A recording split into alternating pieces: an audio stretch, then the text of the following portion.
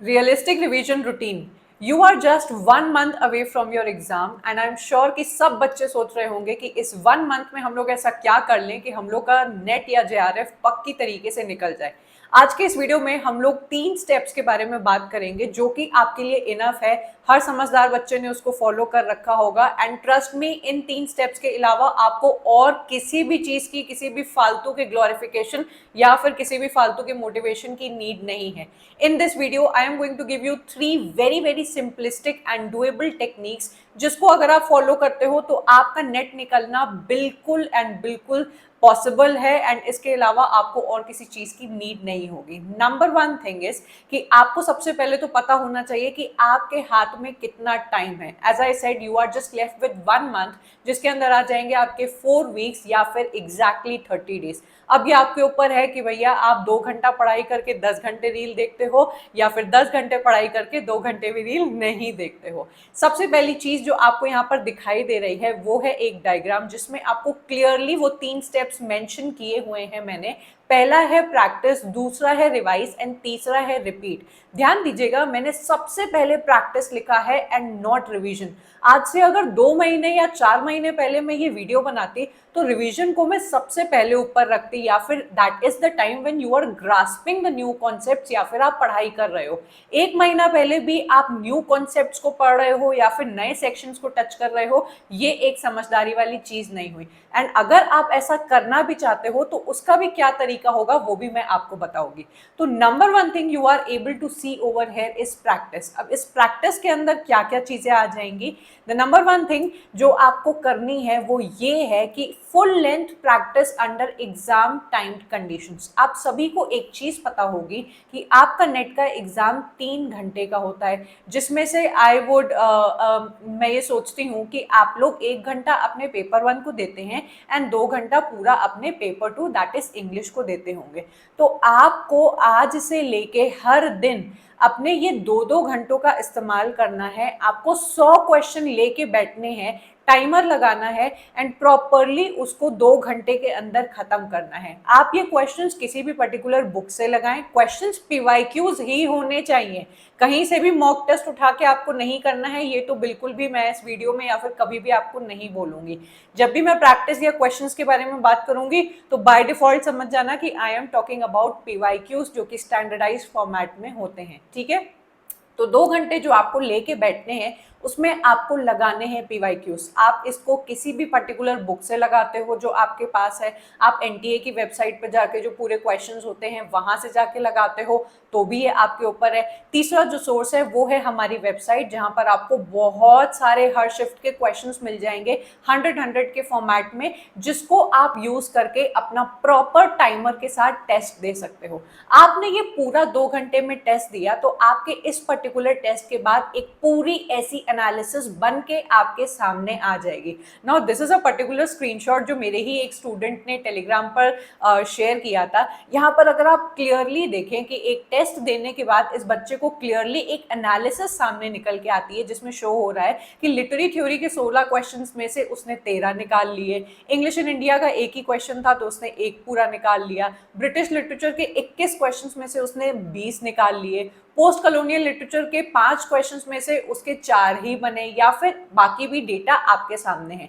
तो जब आप 100 क्वेश्चन लगा लेंगे और ऐसी एनालिसिस आपके सामने खुल के आएगी तो आपका सबसे बड़ा रोल ये होगा कि अब आप क्लियरली यहाँ पे जज कर पा रहे होंगे कि मेरे कौन से वीक सेक्शंस है, कौन सा मेरा सेक्शन ऐसा है जिसके मेरे क्वेश्चन नहीं बने। उस क्वेश्चन को आप देखेंगे, उसको रिव्यू करेंगे एंड उसके अकॉर्डिंग अब आप अपना रिवीजन स्टार्ट करेंगे। अगर आप इस पर्टिकुलर टेस्ट सीरीज को अवेल करना चाहें तो जरूर से नीचे लिंक दिया हुआ है, उसको चेकआउट करें, मेरी वेबसाइट पर आपको ये मिल जाएगा। सेकंड स्टेप पे हम लोग आते हैं कि जब हम लोग ने ये जज कर लिया कि हम लोग के कौन से क्वेश्चंस नहीं बने, कौन से सेक्शंस में मैं अभी भी कमजोर हूं, मैं सिर्फ और सिर्फ इस टाइम पे अपने एग्जाम से 1 महीना पहले उन वीक सेक्शंस को उठाऊंगी एंड अब उनको मैं थोड़ा सा एक बार रिवाइज करूंगी। फॉर एग्जाम्पल, मेरा मैथ्यू अर्नोल्ड का एक क्वेश्चन गलत हो गया तो मैंने उस पर्टिकुलर क्वेश्चन के ही कॉन्टेक्स्ट में जो जानकारी थी उसको मैंने प्राप्त किया कि अच्छा ये था और ये मुझसे गलती हो गई, ज्यादा से ज्यादा मैंने मैथ्यू अर्नोल्ड को एक बार फिर से रिवाइज कर लिया। ब्रिटिश लिटरेचर का कोई एक क्वेश्चन आपसे गलत हुआ है उसका मतलब ये नहीं है कि आप फिर से पूरा ब्रिटिश लिटरेचर को उठाओगे और रिवाइज करना स्टार्ट हो जाओगे। Act smart and do not act hard, कि आपको बिल्कुल कोल्हू के बैल की तरह एक ही चीज को बार बार रिवाइज करते नहीं चले जाना होता है, जो लिटरेचर के स्टूडेंट्स के बीच में एक बहुत ही कॉमन प्रैक्टिस होती है। कहीं से भी पीडीएफ मिल गई, कहीं से भी कोई नोट्स मिल गए, किसी ने भी कुछ कहीं से लिख कर दे दिया आपको, तो आप उसको कंज्यूम करने लगते हो। याद रखना कि इतने कंजम्पशन से आपका दिमाग कंफ्यूज ही होगा एंड आपको रिजल्ट्स कुछ नहीं देगा। जब आपको एक पूरे डिजिटल फॉर्मेट में आपका रिजल्ट सामने निकल के आ गया कि ये वाला सेक्शन मुझे नहीं आ रहा है, मेरे लिटरेरी थ्योरी के क्वेश्चंस नहीं बन रहे हैं, या फिर मेरे लिटरेरी क्रिटिसिज्म में पूरे मार्क्स निकल जा रहे हैं, तो आपको एग्जैक्टली पता होगा कि मुझे कौन से सेक्शन को रिवाइज करना है एंड उस सेक्शन पे आप टाइम इन्वेस्ट करके उसको अब बेटर बना सकते हो इस एक पूरे महीने के अंदर। तीसरा जो स्टेप आता है वो है सिंपली इस चीज को रिपीट करना।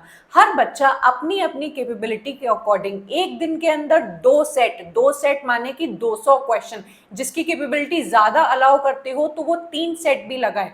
अगर आप 3 सेट या फिर 2 सेट पूरे एक हफ्ते में लगाते हो तो आपके एक हफ्ते के अंदर 14 सेट या फिर 21 सेट पूरे हो जाएंगे। चिंता मत करना, ये सारे सेट आपको मेरी वेबसाइट पे मिल जाएंगे। शिफ्ट वाइज सेग्रीगेटेड है, आपको बस जाना है, क्लिक करना है एंड स्टार्ट कर देना है अपने क्वेश्चंस को लगाना, जिसके बाद आपको एनालिसिस भी मिलेगी। तो कहाँ से कैसे मिलेंगे उसकी आपको चिंता नहीं करनी है, बस जाके आपको लगाना है, ठीक है। अगर आपने इस एक हफ्ते के अंदर 21 सेट लगा लिए हर 2-2 घंटे के स्लैब में, आपकी सबसे पहले तो एग्जाम कंट्रोल्ड जो सिनेरियो होता है कि 2 घंटे के अंदर आपको पेपर खत्म करना है, वो तैयारी आपकी हो जाएगी।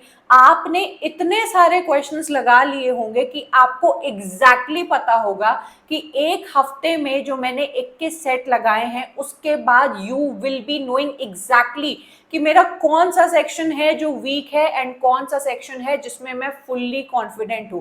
तो आने वाले जो आपके 3 हफ्ते होंगे उसको आप इतनी ब्यूटीफुली इन्वेस्ट कर सकते हो कि अच्छा मुझे ये वाले सेक्शन पे मेहनत कर लेंगे तो भैया मेरा नेट निकलना पूरी तरीके से पक्का है एंड इसको कोई नहीं रोक सकता है। आपने इन तीनों स्टेप्स के जरिए चीज को देखा कि आपने प्रैक्टिस किए पहले क्वेश्चंस, उसके बाद आपने उन्हीं सेक्शंस को रिवाइज किया, उसके बाद आपने इसी चीज को रिपीट किया। ये पूरा महीना अगर आप कर लेते हो तो भाई 18 तारीख को आपका जो एग्जाम है हर बच्चा सक्सेसफुल होके ही वहां से निकलेगा।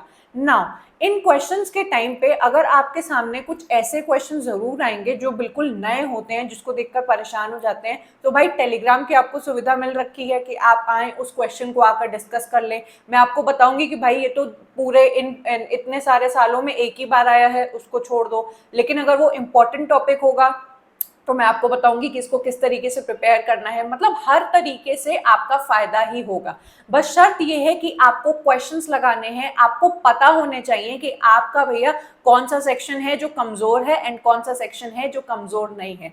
फालतू के इंटरनेट पे आके बच्चों को डराने वाला काम एंड बच्चों को बेकार में मोटिवेट करने वाला काम मेरा नहीं है। मैं आपको रियलिस्टिक चीजें बता रही हूँ जिसको फॉलो करके आप एग्जैक्टली अपनी स्टडी को टारगेटेड वे में जज कर सकते हो and that is it for your revision strategy. आपको कोई कितने भी 5 तरीके बता दे, 10 तरीके बता दे, 1 महीने में निकाल ले जेआरएफ, उन वीडियोस को देखकर आपको मन में सिर्फ एक दिलासा मिलता है, वो एक डुएबल या एक्शनेबल टेक्निक्स होती ही नहीं है। मेरी इस टेक्निक को अगर आपने फॉलो कर लिया तो आप ठीक आज से 1 हफ्ते के बाद अपने अंदर एक ड्रास्टिक चेंज देखेंगे, क्योंकि 1 हफ्ते के बाद आप ऑलमोस्ट 14 या 21 सेट ऑफ क्वेश्चंस लगा चुके होंगे, जो इनफ है किसी भी बच्चे के लिए नेट या जेआरएफ को पास करने के लिए। सो आई होप आपको ये टेक्निक्स अच्छी लगी। आपको पीवाईक्यू से रिलेटेड किसी भी तरीके की क्वेरी हो तो आप इस पर्टिकुलर नंबर पे जरूर से अपनी क्वेरी बैठा सकते हैं।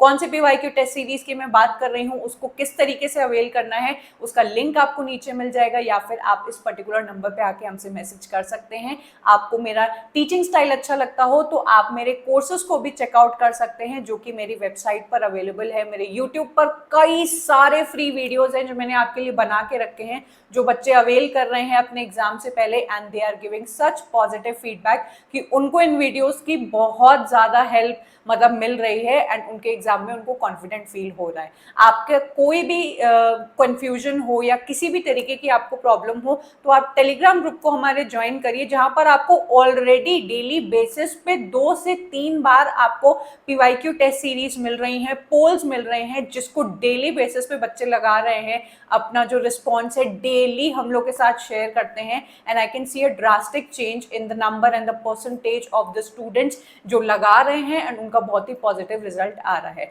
आपको ये वीडियो कैसा लगा एंड क्या आप मेरी इस टेक्निक से पूरी तरीके से अग्री करते हैं या नहीं, या फिर इसमें कुछ ऐड करना चाहेंगे, वो मुझे नीचे कमेंट करके बताना। I am going to take your leave and I am going to meet you next in yet another video. Up till then bye and take care.